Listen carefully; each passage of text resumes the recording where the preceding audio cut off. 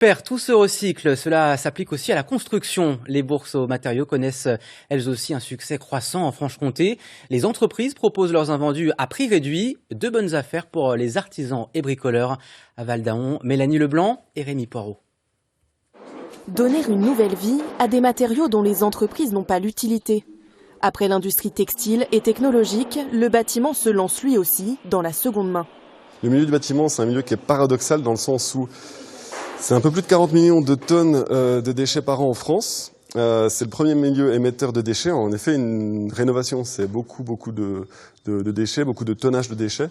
Et en même temps, c'est le milieu dans lequel il y a le moins de filières de reconditionnement. Aujourd'hui, on ne peut pas se permettre de continuer à toujours jeter et réextraire, etc. Donc le milieu du réemploi de manière générale, dans le bâtiment et ailleurs, a un bel avenir devant lui, oui.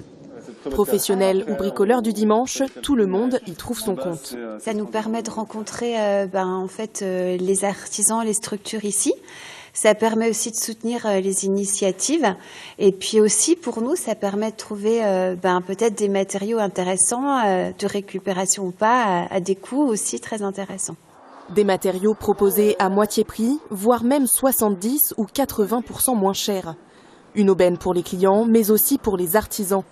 Sans le réemploi, ces matériaux finiraient leur course en déchetterie ou chez un ferrailleur. Cela doit tous récupérer sur un chantier et du coup on revend à 10 € un radiateur au lieu de des fois 100 € le radiateur, voire plus. C'est vraiment avantageux. Ah bah oui, c'est vraiment avantageux là, oui. Une démarche de consommation responsable qui fait ses preuves. Le réemploi des matériaux devient une réelle alternative à l'achat de produits neufs.